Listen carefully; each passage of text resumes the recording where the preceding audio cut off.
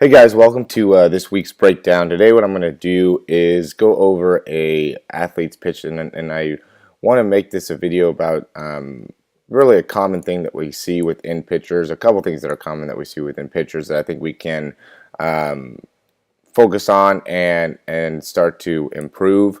One of the big things is when going through the pitch, you don't want to get into hyperextension too early within the low back. So what's happened here is because the athlete just doesn't have enough shoulder range of motion as he's going to begin bringing that shoulder up overhead and bringing in external rotation. He doesn't have all the range of motion within the scapula to do that, and the scapula is attached right onto that rib cage.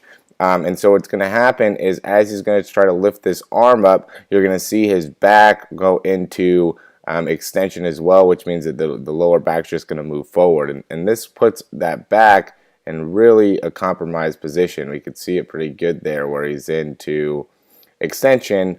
And the problem again there is what ends up happening with the back. You know, you see a lot of times with pitchers that they end up having back pain. There's some quarterbacks end up having back pain as well. But you see it a lot because, you know, one, you don't have enough shoulder range of motion with external rotation. So if you start to feel any back pain or anything like that, as a pitcher, low to mid back, I would say the big thing is that you're missing the ability to bring the ball up overhead, and you could be going into extension a little bit too early. I think that you need some extension when you're going through a pitch, but you don't need to get into extension when the ball is still below your shoulder. Okay, you should start getting into extension as you start rotating that front arm through and start bringing that arm up above the shoulder. Then getting into some lumbar extension is understandable, but when it's this early on in the movement pattern, that's definitely saying there's some range of motion issues that are going on in the shoulder that we can address. Okay, another one, and this is probably the bigger, more important part of this, would be the placement of the front foot.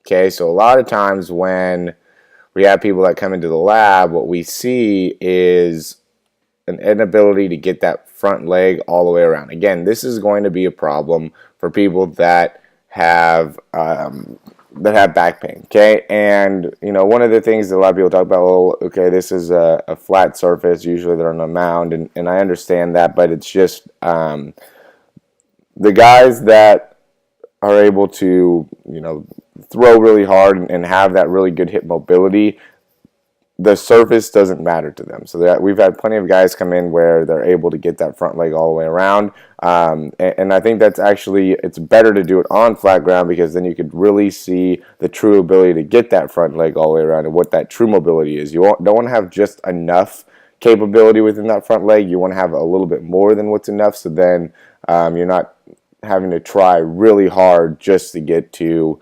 a baseline. So, and why I say that's important is because if you're not able to get that front foot to get all the way around as you're stepping in order to test if it's all the way around, is if it gets back into basically alignment with that back leg.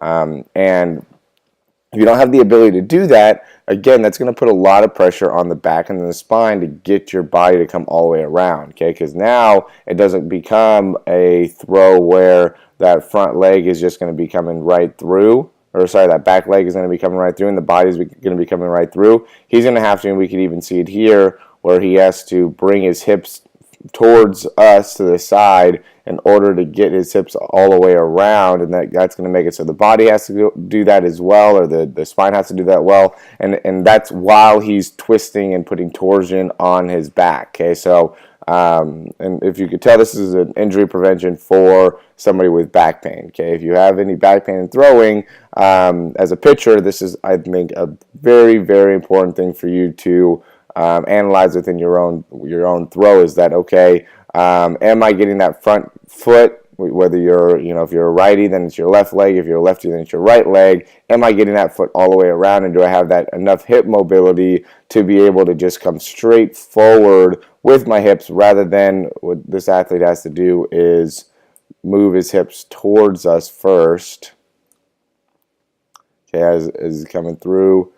hips come towards us after he lands, okay, which puts the pelvis in a compromised position and the spine in a compromised position, as well as what is my shoulder range of motion when I come overhead. If when I'm coming up overhead, I have to, and you could even do this test yourself, where you could just kind of put your arm at 90 degrees and bring your elbow up so it should be bent, and then from there just try to bring your hand straight backwards towards the ground and test to see if you can do that without going into extension within your back. And if you can't go very far and without going into extension within your back, then you probably need to work on some shoulder range of motion stuff. So this is an example where even though there's stuff going on in the back, and yeah, we can do core stuff, we could do, make the abs stronger, but that's a lot of times just the cookie cutter type of treatment for this problem is, oh yeah, your core is not strong enough. And again, it is that problem, but that's a problem for everything. But one of the bigger problem here is that he's lacking shoulder range of motion on the right side, and he also is lacking hip mobility, specifically on the left side. So that's more so how we're going to treat back pain that's going on in the picture, not by just trying to strengthen the core a little bit. So again, thanks for watching. I know this is a little bit different going into pitching, but we're going to go into different sports. I think that there's a lot of great mechanic stuff that you can get from any sport, just based off what we do, just looking at the fundamentals of the movement patterns. If you want to look more and learn more about what it is that we're doing, go ahead and check out our website. We have a lot of cool stuff there. You can come in and do a movement assessment inside our 18-camera lab. We also have an online breakdown where you send in videos of you pitching, throwing, running, whatever it is, the movement that you want to do, squatting, doing Olympic lifting. We'll break it down. We'll find some areas for you to improve on. We'll give you some exercises for you to do, and then we'll continue to keep in contact with you and help you progress your body. It's almost like an online training type of thing. And then lastly, we have a online portal, online membership, where you can come in and go through our whole process, what's the learning experience behind the PLC, learn the biomechanics of throwing, learn the biomechanics of running. We have a lot of cool exercises on there as well. Really, overall, a very cool service. So check that out. Thanks again for watching, and we'll see you guys soon.